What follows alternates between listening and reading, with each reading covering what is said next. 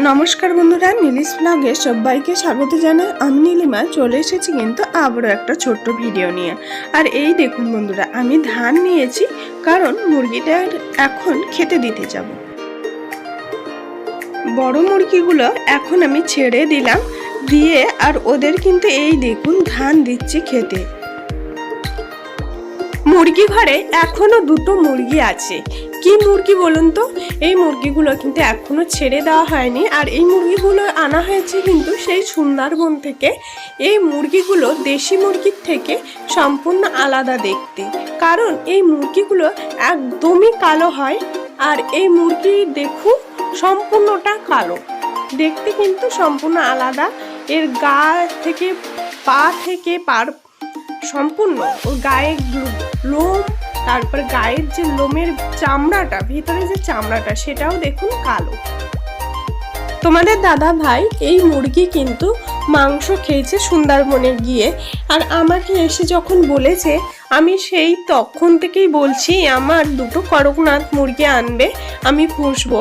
আর তো আনা হলো না। তোমাদের দাদা ভাই বলছিল আমাকে এই মুরগির মাংস পর্যন্ত কিন্তু কালো হয়। তো বন্ধুরা, এই নতুন মুরগি দেখে আমার কিন্তু খুবই ভালো লাগছে। তোমাদের কেমন লাগছে অবশ্যই কিন্তু জানাতে ভুলবেন না। আর এই দেখুন, এই মুরগিগুলো এত ছোট, তো এই যে বড় মুরগিগুলো আছে ওরা কিন্তু এদের খুব কামড়ায়, তার জন্যই কিন্তু এরা ভয়তে দূরে দূরে থাকে ওদের থেকে। এখন কিন্তু আমি ছোট মুরগির বাচ্চা যেগুলো আছে ওই মুরগির বাচ্চাগুলো কিন্তু ছেড়ে দেব।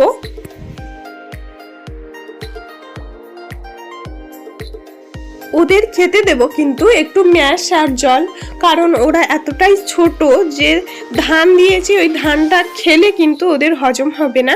তার জন্য ওদের কিন্তু আমি জল আর একটু ম্যাশ দেব খেতে।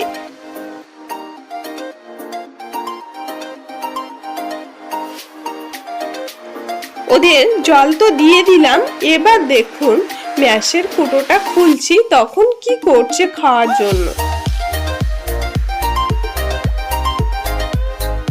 দেখেছেন, ম্যাশের ফুটো খোলার সঙ্গে সঙ্গে ওদের কিন্তু খেতে শুরু করে দিয়েছে। আমার দেওয়ার আর সময় দিচ্ছে না।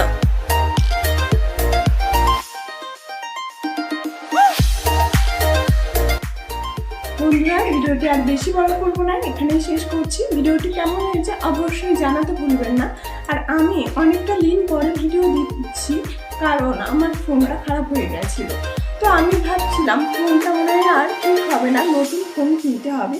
তোমার দাদাভাইকে বলছিলাম যে কি করব, হঠাৎ মাত্র ফোনটা এত তাড়াতাড়ি খারাপ হয়েছে, আমি তো একদমই বুঝতে পারছিলাম না। আমার ফোনটা খারাপ হয়ে গেছে কিন্তু নীল পূজার দিন থেকে। আর নীল পূজা গেছে, তারপরে চৈত্র মাস, তো ওই যে চড়ক পূজা টুজা আমি কিছুই তুলতে পারিনি।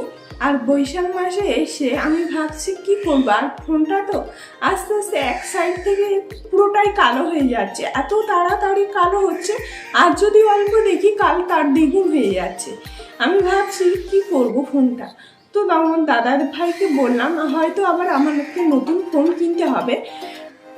এবারে তোমার দাদা ভাই ফোনটা নিয়ে কিছুদিন পরে দোকানে যেতে ওনারা স্ক্রিনটা পাল্টে দেওয়ার পরে দেখছে আস্তে আস্তে ফোনটা ঠিক হয়ে গেছে। এই যে আমি কালকে নিয়ে এসেছি ফোনটা, তো আজ আমি ভাবলাম যে তোমাদের একটা ভিডিও দেওয়া যেতে পারে।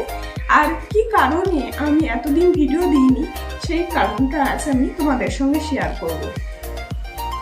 তো বন্ধুরা, আমার কিছু অসুবিধার কারণে আমি কিন্তু ভিডিওটি দিতে পারিনি।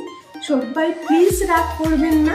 আর এরকম আরও নিত্য নতুন ছোটোখাটো ভিডিও আসতে আমার চ্যানেলটি এখনই সাবস্ক্রাইব করবেন।